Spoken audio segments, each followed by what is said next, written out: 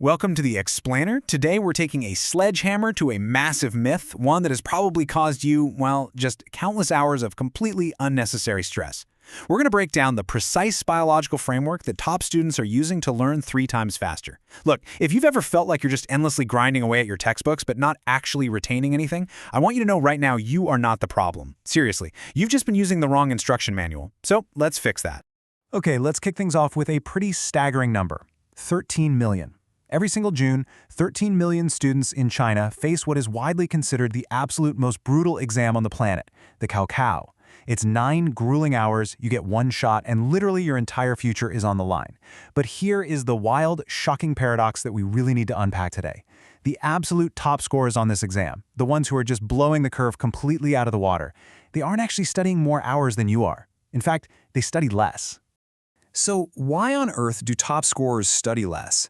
Have you ever read the exact same page of a book, say 5 times, and realized you remember absolutely nothing?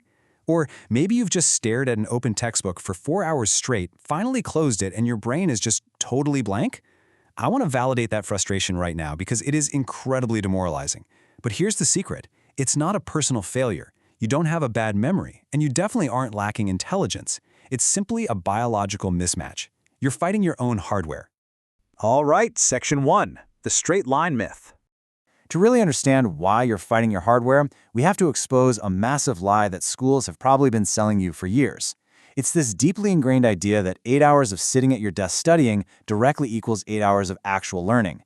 It is complete BS. Your brain is not a linear machine. It doesn't work like a hard drive downloading a file at a constant speed, right?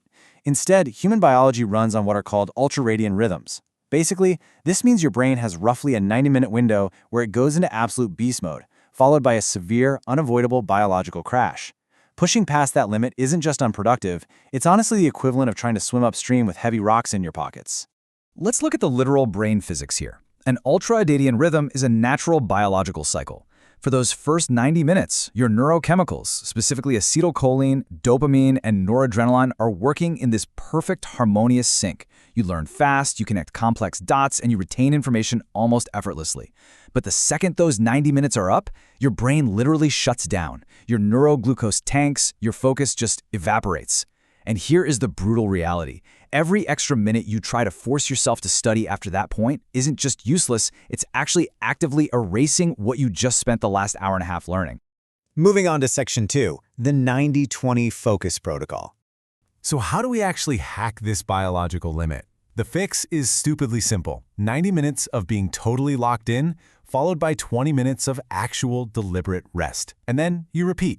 But executing those 90 minutes is where 99% of people fumble. Think of it like this. Imagine you're lighting a campfire. It realistically takes about 20 minutes of careful effort for that fire to really get blazing. That blaze is your deep focus state. Now, imagine dumping a bucket of cold water on that fire every 5 minutes. It's never going to catch, right?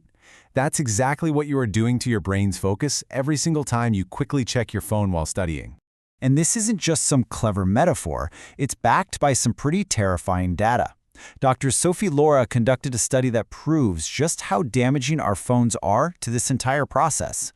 Merely staring at a notification on your screen for just 5 seconds wipes out 23 minutes of deep focus. Let that sink in for a second. A 5-second glance costs you almost half an hour of cognitive momentum. So the crucial point here is the difference between these two archetypes. You've got the busy student who sits at their desk for 8 grueling hours, book open, but they're bouncing between Instagram, WhatsApp, and YouTube. Their brain never even hits a flow state. The productive student, however, locks in for 90 minutes in dead silence. Their phone is in another room, zero friction. When that hour and a half is up, they've literally learned more than the busy student did all day. It's not about having more discipline, guys. It's about respecting brain physics. Your brain requires unbroken silence to build strong neural connections. Every single interruption is like taking a sledgehammer to the delicate cathedral you're trying to build in your mind. Okay, Section 3, the illusion of studying. Knowing how to protect your focus is really only half the game. What you actually do during those 90 minutes matters just as much. And I'm about to burst your bubble regarding some of your favorite study habits. Highlighting text, rereading chapters, and summarizing notes. I know, it feels incredibly productive to color-code a textbook, but these techniques are a massive waste of time. Why? Because your brain doesn't actually learn when it's just passively taking in information. Passive review feels safe, sure, but it absolutely does not create lasting neural pathways. Instead, you need the master key, active recall. This right here is the exact difference between a C student and an A+ student. Your brain learns when it is forced to retrieve information. Here's the real test of whether you've actually learned something. Close the book, grab a blank piece of paper, and try explaining the complex topic out loud to your camera, your dog, or even just a blank wall.